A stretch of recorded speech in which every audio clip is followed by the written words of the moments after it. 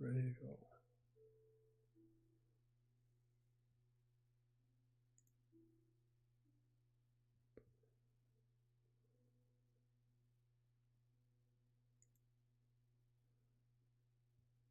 I'm going to cut off that beginning. They did with the what? So I'm going to have to cut off that Are you saying beginning. our show is circumcised? Is what you're saying? No, but I started recording early. All right. There we go.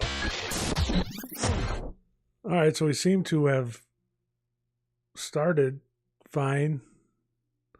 It's been a while since we've done this. It's been a couple weeks, so it's hard to remember how to do everything.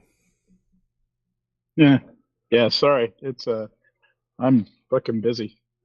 My editors gave me a new job, and it's a lot. Yeah. You look good, though. Pays really well. You still have your looks. Thank you. Yeah, at least I have that. You know? I mean, comparatively yeah, I'm speaking. down. I mean, within context. Right. I'm down 85 pounds. But I ran into a guy Monday night who started at the same time as me, and he didn't have a break like I did, and he's down 115 pounds. And I was like, so you're down that how could have many? been me. 85. Oh, I can't see a difference. What? I should find a picture. We should post a picture of you 85 pounds ago. Oh man. I saw my driver's license picture. What the hell? You guys should have had an intervention, man. There was I was going into Job of the Huttville. So, but now I'm technically no longer obese. I am only overweight. Congratulations. So that's nice. I'm still I'm still in the morbidly obese thing. Don, you take this stuff. I bet you the vet it. administration paid. I can't get it from my doctor. I'd have to pay for it. Because come on.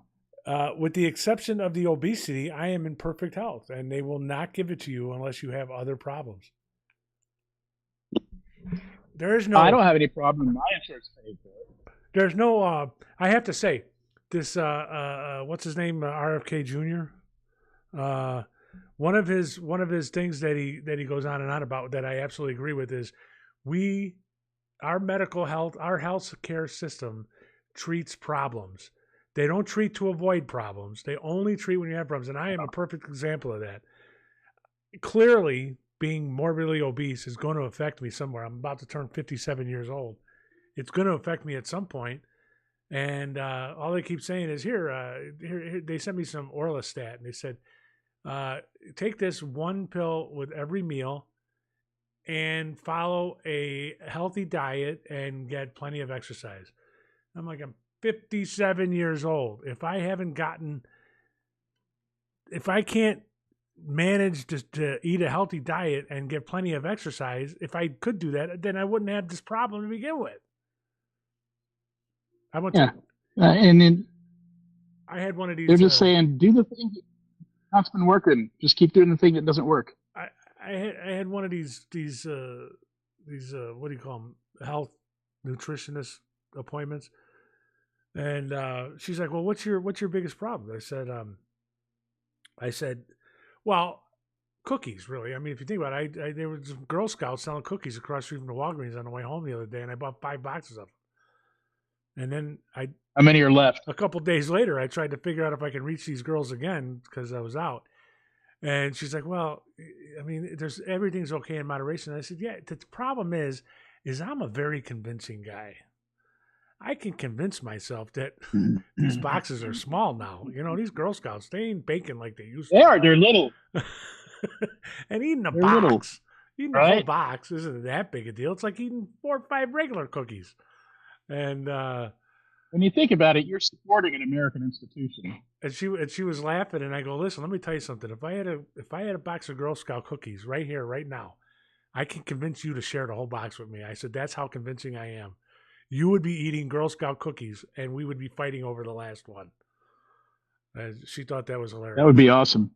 Yeah. So. I think the healthcare system is fucked up. I got a letter from a collection agency the other day because I was in arrears for my ambulance drive. Because I took an ambulance last year, and it cost $8,000. How much? Now, $8,000, and that's from my house to Resurrection, dude. It's not even 2 miles. Okay, $8,000. Wait a minute. I didn't have to pay. There's a mistake. It was a city ambulance. Yeah, it's $750. It's a set price. No. Oh, you're getting scammed. No. Yeah, you call the city. I did call this. The collection department is the city. It's not a lawyer. It's a city. No, it's a lawyer for the city. Yeah, I would call the city. Call the city Department of Health and tell them what's going on. And I mean, it was a set rate. It was like $750. Yeah, like when? Like 30 years ago? No, I mean when I retired, so a year and a half ago. Couldn't have gone up. We're just gonna have to Google some shit. Yeah, it's somebody's trying to scam you. In They're probably Chicago. You forgot to pay it or whatever, and they sent it to a collection agency, and the collection agency said, "Okay, you owe us $750 and $7,250 in fees." That's probably what they're doing. It says here that in Chicago, a basic life support ambulance ride costs around $2,800, and advanced support is more than that.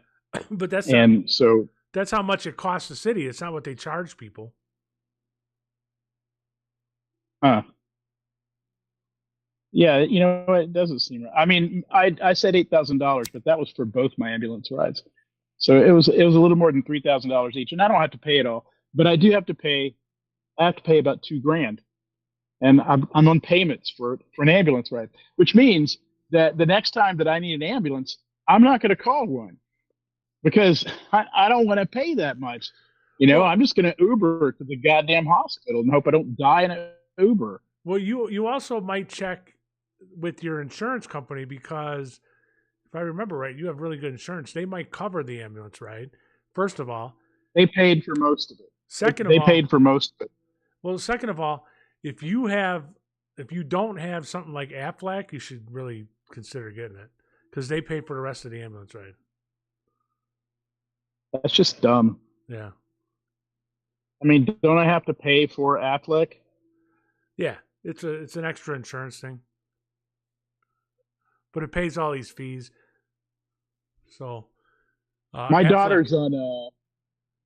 When I had my motorcycle accident, when I had my motorcycle accident, my bill was $800,000, I think, and my copay was $150. So I paid $250. I paid $250, and then Aflac picked that up. Plus, I got like a certain amount of money for every day I was in the hospital. I think I walked away with $1,700. Wow. And well, I mean that would be worth it. So. Of course, then part of our contract was we don't have to pay for ambulance rides. So. Yeah, and you shouldn't because you're a public servant. But nobody should. It's dumb. Although I'm not agreeing with RFK on anything because you really should. If you think about it, you are paying how much money in taxes?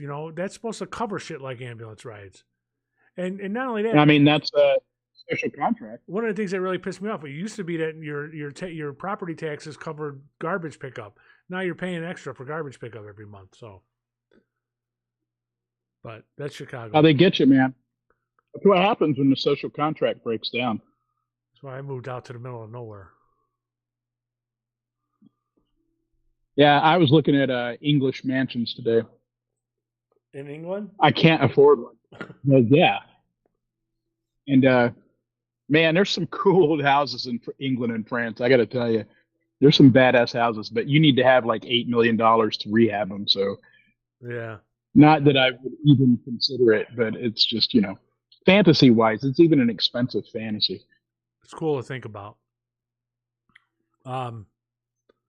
I've seen some of these. I got this. I somehow got on this Facebook list where they show abandoned, really nice abandoned houses around, and they're in America. They're not like some of them are in like Kentucky, and there's these beautiful giant houses that are just abandoned. And I went to Asheville today. We just got back from Asheville because my sister-in-law was visiting, so we drove her to the airport, and we went to the artsy fartsy district, which hasn't been destroyed yet, or wasn't destroyed by the hurricane. And there was this guy. Oh, I got his name. Hang on. And might as well give him a plug to all of our listeners. And if you are listening, hit the like and subscribe button. Jeffrey Stone. No, that's not him. Walter Arnold. This guy, Walter Arnold. I should look up one of his pictures and show it, but this guy he goes into abandoned places and takes these beautiful pictures. He's got one where he goes in, it's obviously this indoor swimming pool in a house. I think it's in a house. That's abandoned house. So everything's falling down around it. And there's some old chairs, deck chairs sitting there, and he's sitting behind the deck chairs so that the deck chairs are in the foreground and they look nice. And then beyond that, you see just this dystopian disaster. I should see if I can find it. It's crazy. There's a lot of houses like that. Illinois has a lot of really old houses from like around the Civil War era that are really, how they are. They're ornate. They're crazy looking haunted house mansions. And a lot of them they're livable. They're not dilapidated, broken down. They're just big and expensive. Yeah. Remember when I took my daughter to good bones.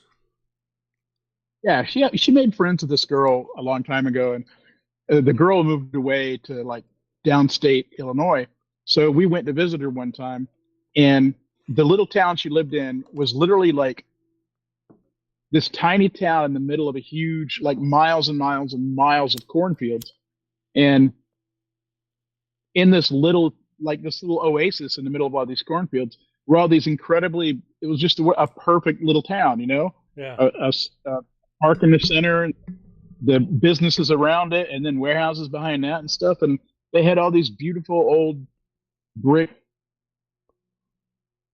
houses that were just incredible, giant wraparound porches and stuff. And they were not being taken care of. And I was like, yeah, if they just put in a coffee shop, I'd think about it.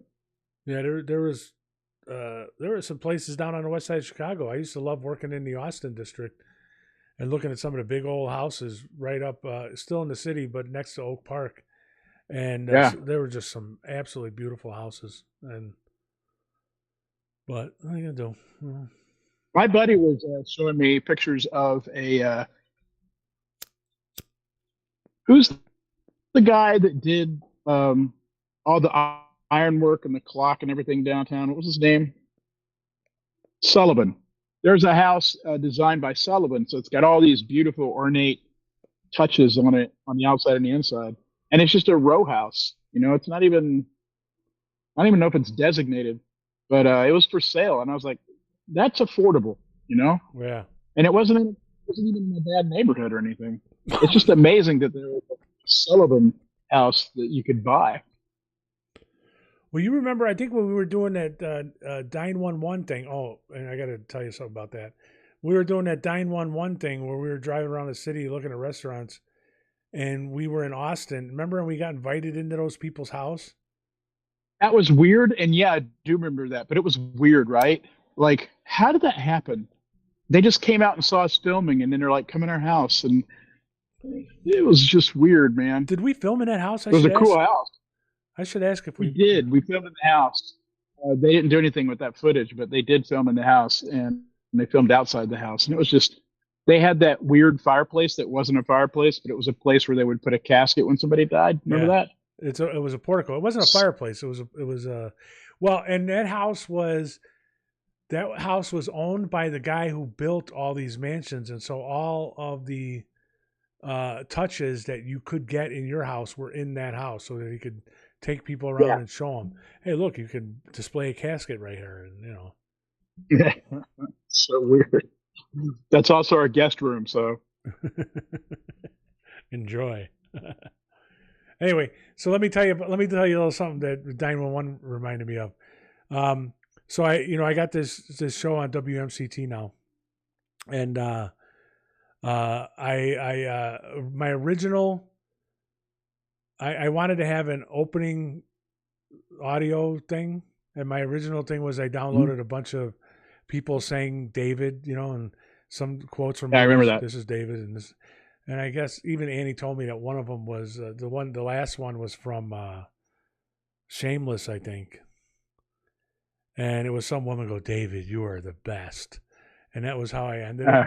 So I started it with our theme music, and then I went into that whole thing. It was like 45 seconds long, and I got some complaints. And Annie said I was going to get some complaints. I didn't listen to her.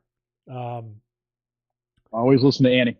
Yeah. So the guy says, hey, listen, there's a couple of people called the station owner about your intro. So she might call you and tell you to stop. Excuse me.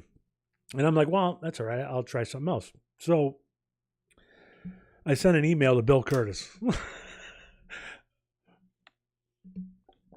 And did he do it? I should play it for you. So he sent me a. I asked him if he would please send me a. What do you call it? An intro, a voiceover that says that I listen to David Haynes, and then I sent Bob Surratt one too. And so they both sent me. They both sent me a voiceover, and let me see if I can find it. That's really cool. Yeah. So it was So I got to do. I got a new voiceover. So far, no complaints. Let me see if I can play it here. All right, here. All right, here it is. David, I'd like you to prepare yourself.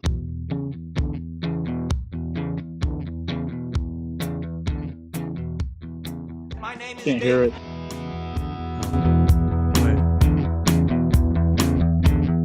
David, I'd like you to prepare yourself. You hear it now?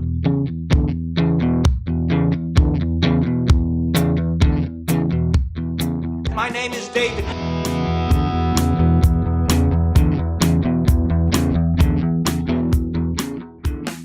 Hi, this is Bill Curtis. And when I want to listen to a rural radio show, I listen to David Haynes on WMCT. Wow.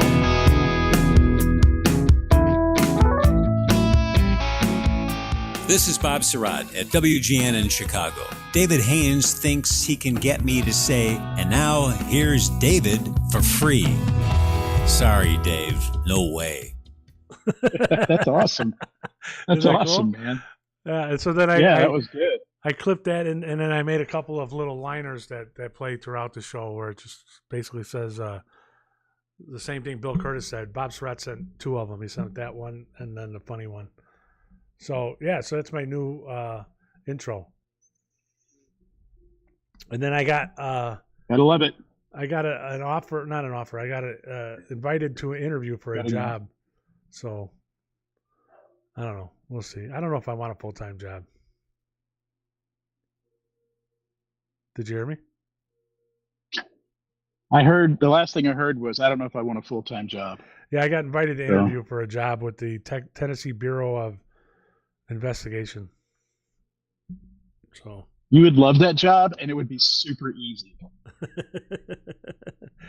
And I could keep my beard. It would be such an easy job because like nothing happens. You're gonna get a truck. You're gonna get the full rural Republican treatment, man. It is way different from downtown Chicago. I know, but you live like a king, man. It's a serious job. You have to investigate Medicaid fraud.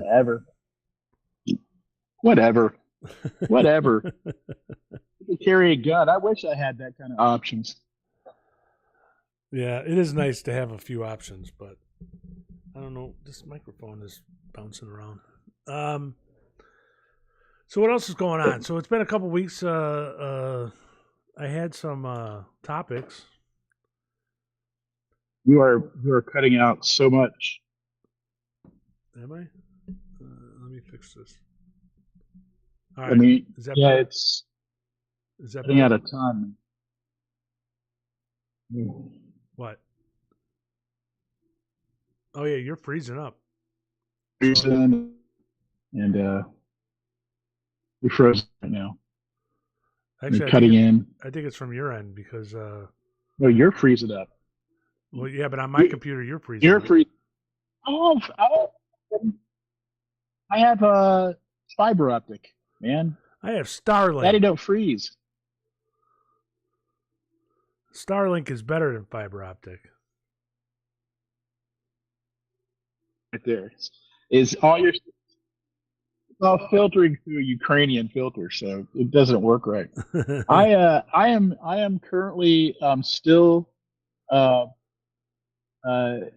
in the rabbit hole of shaving soap and trying to find the best bay rum shaving soap. And I may have to stop soon because I think my wife is going to kill me if I buy one more bar of soap.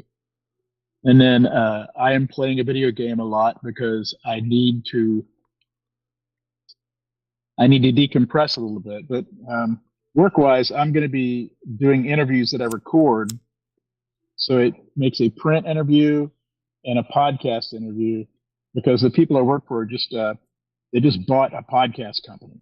Really? A podcast? Yeah, I don't really know all the details yet. But they bought a podcast, or they bought a podcast like a network. Oh, can we get on it? I don't know. I mean, I would definitely talk to him about it, but right now I'm still trying to figure out how it all works. And there's some guys in Colorado they're working with, and I think the whole thing was based in Colorado. And I don't know the name of it, but there was a couple of podcasts that came with it, and they're going to do their podcast, and we're probably going to do one of my columns as a podcast. And now whenever I write something, I also am going to have to read it, which I have to figure out how to charge them for. So that's going on. And then the amount of writing that I'm doing right now is insane. Are you still in? Just a crazy level of production. Are you still in school or between semesters or what?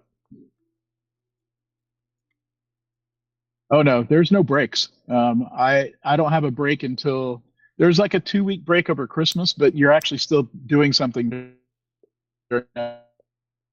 No, I'm done in the end of 2026, and then I graduate in March 2027. So I've still got a year to go. Wow, more than a year. Yeah, and I am loving this class so much. It is my skills are rocketing through the roof, and I'm creating a lot of stuff. But I got my first low score today. Uh-oh. The first two things the first two things I turned in, I got a 75 on each one of them. Now let me explain. In England at Oxford, the highest number of people normally get, like this is an A++ is a 70. All right. One of the teachers gave me a 75 and wrote a note and says, "I don't know what's wrong with me. I've never given a mark this high."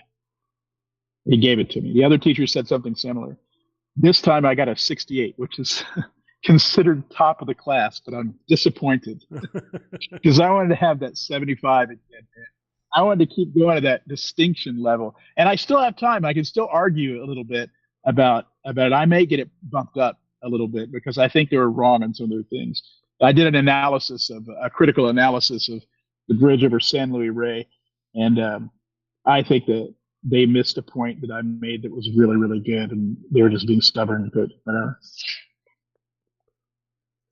well, you should just do a critical analysis of their critical analysis of your critical analysis. Here's where I think you screwed up. They would probably laugh at that. But we have to, at the end of this month, we have to declare our path, right, for the rest of the nearly 2 years that I have.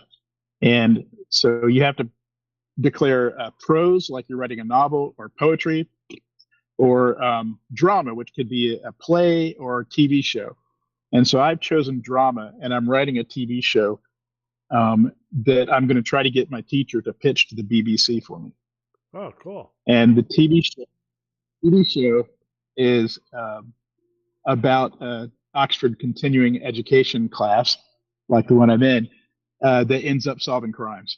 And so they have students from all over the world on Zoom, and they come in the summer, and they have a single teacher that works there. It's a fucking killer idea. And when I told the teacher about it, he was like, let's have a side meeting. We popped into a new Zoom meeting and talked about it. And he thought it was a great idea. So I'm busting my butt on that thing. Oh, that's good. Finishing up and being published constantly. And I'm going to be in a thing called Mr. Bull, pretty ironic, this month. And then I've got a piece, and these are all paid pieces. I got a piece in I can't remember the name of it, but it's called Hate Text. And what they do is they send out a text of an essay that's about something you hate. And so I wrote an essay about vomiting on television because I fucking had enough of it. And they loved it. So that's going to go out March 24th. Oh. And then I got a poem in a horror magazine. Figure that out. A horror magazine. And it's supposed to come out in March, but it hasn't shown up yet. So I don't know. Well, it's still early in March. Yeah. Well, that sounds fun. Your work is going well. Meanwhile, I'm buying a riding lawnmower tomorrow. That's my big thing. So next time you come down see, here, I'm you fortunate can ride that it around. No, I'm never coming. I'm not going south anymore, man. I'm not coming to see you. I'm not going to see my family. I've done my tour of duty. All right. Why? I'm just so sick of driving so far. Oh. You know, although last time I went to see my family, I convinced my wife that we should fly, but was I don't think I can do another. Like going to see you is 12 hours of driving. I know for you it's 9 hours, but I don't drive fast. So, and it's just, and going to see my family is the same thing. I'm like, you know what? It's time for y'all to come see me. I'm not doing it anymore. It's not going to go. We're coming up there in May. What are you going to do? We got to move the little one out of the dorm. So, where's she going? Well, that's a debate. Uh-oh. I told what do you her, mean? I told her if she has an internship or a job, then she could stay there, but she's not imposing on my older daughter just to hang out all summer long, and we'd rather have her here, and I can get her a job at the radio station or something like that. No. I mean, if she did hang out with Julia, it would be, I mean, you know that it would be completely insane. I mean, she was there over Christmas, and they got along fine, but, you know, it's a lot different when you have a short term than when you have 2 months. Yeah. What's Julia up to? Well, you know, she got a new dog. Jesus Christ, man. They're working. They're engaged, so. Yeah, that's nice. Yeah. What have you failed on recently? What have I failed on? I'll share what I failed on. Here. Can you see that? This is a watch? See how the back is off of it? Yeah. I thought that this watch didn't work because the battery was dead. So I went and I got a kit on Amazon. It's $9. It's got this little cradle, and you put the watch in it, and you unscrew everything. And I was like, that's weird. Most watches, you pop the back off, but this one, you screw it off. I took it off, and everything popped out. It doesn't have a battery. It winds itself. I forgot. And now I've got a broken-ass watch. I don't know what to do with it. I guess I'll take it to a jeweler. Yeah. It's going to cost me $300 to fix it. Depending on how valuable the watch is. Might be more than that. Yeah, it's not that valuable. I don't have very valuable watches, although I know somebody that does. I met a dude the other Monday night, and I didn't realize this guy made this kind of money, but he was wearing like a $12,000 watch, and it was. I said, "That's a really cool watch." He goes, "Better be for 12 grand." I'm like, "Wow, A, brag much, and B, what the hell is wrong with you?" You know, first of all, it tells you the time on your phone. You don't need a fucking watch, you know. But I never understand. damn, I never understand that. Well, my problem though with wearing watches is I even want to get a digital watch, Samsung whatever watch, and I won't even get that because I have a tendency to, when I walk through a door, I bump into doorways. yeah, I have all my life. I don't know what it is, but every watch I ever had, I either cracked it or at least scratched the face. Yep, me too. Every single watch I've had is busted, scuffed up. And that's why if I ever, if I like my wife bought this watch, so I know it was around like $400 too. I haven't used it in a million years, and I just saw it the other day. I'm like, why aren't I wearing this watch? And what a dumbass! Huh. What made me think I could do that? YouTube? No, you know what? That's what I should do. I should go on YouTube and find a video for it. I didn't do that. Son of a beach. I've been trying to make a segmented bowls. And there's some math involved. You have to cut I'm the out. right angles. I'm out, man. You have to There's cut even the a right angles and everything. And I did this. I did this. I'm making 4 segmented rings, so I'm making a big fruit bowl, and it's 16 segments, and it's supposed to be 11.25 degrees for each segment. And I made a mistake and forgot to change the segment, so I cut every segment at 22.5 degrees. What a goddamn idiot! Yeah. I have no idea what that means. If it's even got a fraction of math in it, I can't. I can't do it. I start putting the damn Well, thing you know together. what? That's 8 segments per ring. What? Does it still work? I'll use them. I'll make a smaller one, but it's not. No. It's not what I was trying to do. Now it's a bread bowl. No, it's smaller. So. Oh, really? Yeah. When you say smaller, you mean shallower, or do you mean? No, diameter wise.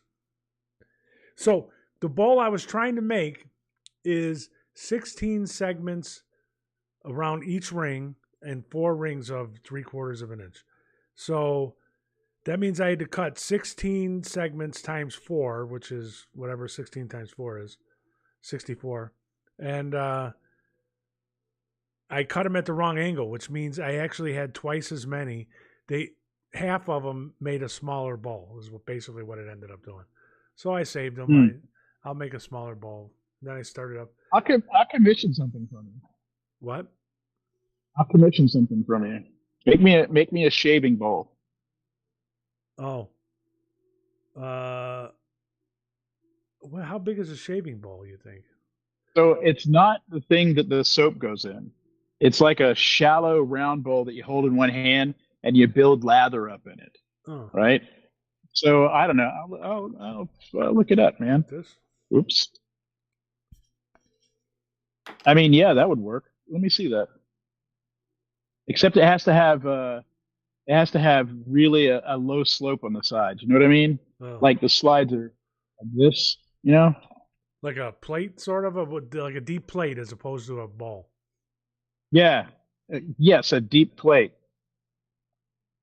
A lot of people make them out of horn, which I don't know how they do that. I had one somewhere. I actually made. No. Oh shit!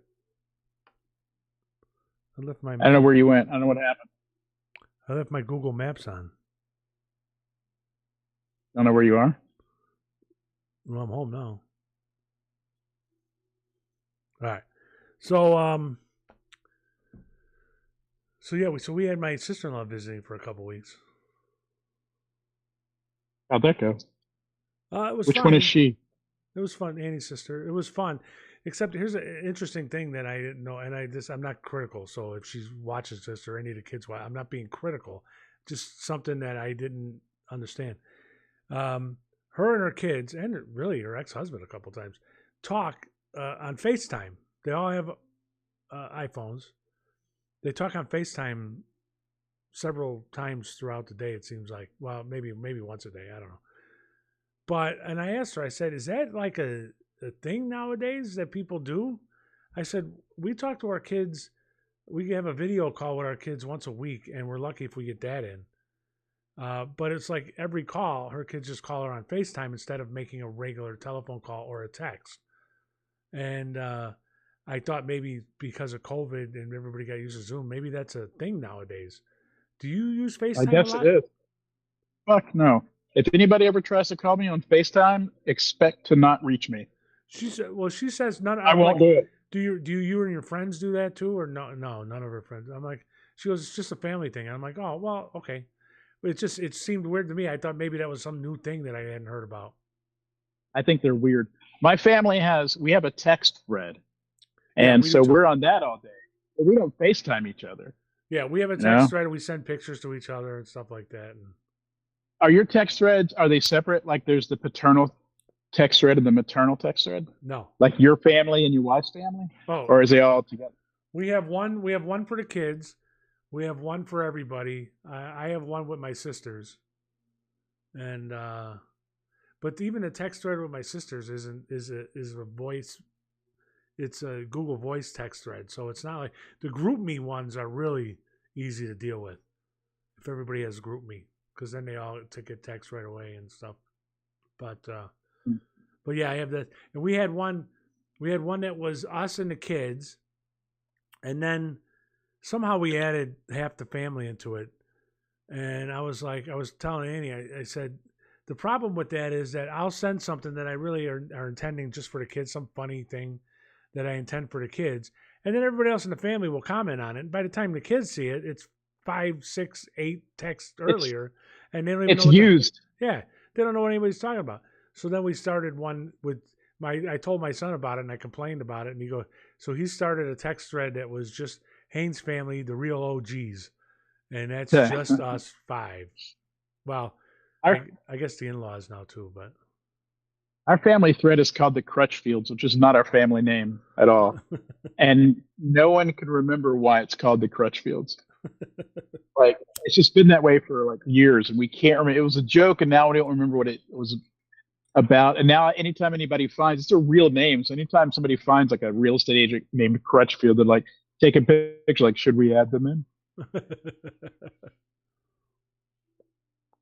We have pictures. Even my mom, she doesn't call me anymore. She just texts me, you know? Yeah. Whatever. My sister moved to Florida. How'd that go? It's fine. We went down there when they closed on their house. Their plan was not to move there till May. And when we went down there, when they closed on our house, me and my 2 sisters and Annie, we all met up down there, saw their new house, went out to a couple of the village's concerts and stuff. And we had so much fun that they decided instead of waiting till May, they were moving March 1st. So yeah, they moved March 1st. They got I'll tell you, you're right in golf country down there, right? And I know you noticed that. And you're going to go down there and you're going to play golf. And I got to tell you, man, be prepared, because in the summer months, Florida is devastatingly hot. Yeah. All the way up to 4:30 in the afternoon. And then it rains like the earth is ending for like 40 minutes. And then it's clear again. It's the craziest weather in the world. But boy, all day long, it just builds up between the clouds and the ground. It just builds up this heat bubble. And man, it people aren't really prepared for how hot it is down there. I remember people at Disney just like passing out, you know, and stuff like that. They'd come and they'd fill their kids up on ice cream, and then their kids like throw up because they got sunstroke. Well, these places, they live in the villages, and it is really cool because every little neighborhood or village, they call them. They have a central square where they have Per square mile in Florida than anywhere else on Earth. what? There's more lightning strikes in Florida, Oh, in Central Florida, than anywhere else on Earth. wow. But they have people on these, golf course. they have these central squares where they can go and have drinks and see concerts, and each one has a swimming pool and a gym and whatever to go and do all that kind of stuff. So like they keep posting pictures of going to the swimming pool every day, and it is really nice. I have to say, if I enjoyed being around people, I probably would really love it. But I like the living away in the mountain with with my shotgun next to the front door because I'm shocked if anybody comes up my driveway. I like that living. As we have noticed, yes, you're living the curmudgeon dream right now. The old man on the mountain. You have the beard for it. Yeah, I just got this trimmed, believe it or not, for my interview. And I walked into the interview with the idea. Okay, you're frozen, so hopefully you can hear me. What health problems? That was me. I lost my connection for a second. So, but I just had my beard trimmed, and I walked into the interview, and I had a speech prepared. I was going to say, listen, if I take this job, I'm willing to abide by any grooming standards you have. But I play Santa Claus. It takes a long time to grow this beard. I wasn't going to trim it for an interview. So that's why it's long. And I walked in to say that in this panel that was interviewing me, one guy on the panel had a beard longer than mine. Wow. And I started laughing, and I had a whole speech about the grooming thing. And the other guy who has a short beard, he goes, I don't think we have any standards. And he looks over at that guy. He's like, well, he's got a beard longer than yours. I think that you should be spending your time writing the Santa Claus movie that we talked about. Yeah. Well, and I have a friend down here who thinks that I should be doing videos, Santa Claus videos from my workshop, and yes, you should. While I'm sanding toys and stuff. You fucking should. You should start a Substack and do Santa Claus videos. People will fucking love that, and no one does it. Yeah, it would be hilarious. You constantly talk about where are the fucking elves? Out again. No one's here. God damn you. Uh-oh. All right, so I have too many ideas right now. Right? But that idea for the movie was, what the fuck just happened? You froze. Was really good. Yeah. Can't take it. I like that, but it's kind of like a sort of a derivative of Bad Santa. Who cares? Every single Christmas movie is a derivative of another Christmas movie. It doesn't matter. There's at least 12 different movies that are all derivatives of Bad Santa. What matters is you write the script and sell it, man. That's what matters. I don't even remember what the idea is anymore. I remember I emailed to you to make sure you had it. But I'm telling you, that's a great idea. That's something you could sell. You should do it. All right. Well, we're just about at 45 minutes. So this video, this podcast is, since we haven't talked for the last couple of weeks, ended up being a personal conversation, basically. So, I mean, aren't they all kind of really, I know. That's what we do. We just let people eavesdrop on us. Yeah, but we don't get very many viewers, so we got to figure out a way to get some viewers. All right, so let's try and do it next week, and we'll have a regular podcast where we talk about regular stuff. Okay. If you can, let me know. I think I'll be able to. All right. So, let me thank you for joining us on Jeremiah Creek. Oh, we didn't say it, Jeremiah Creek, and hit the subscribe button, and tell all your friends. And we will see you soon.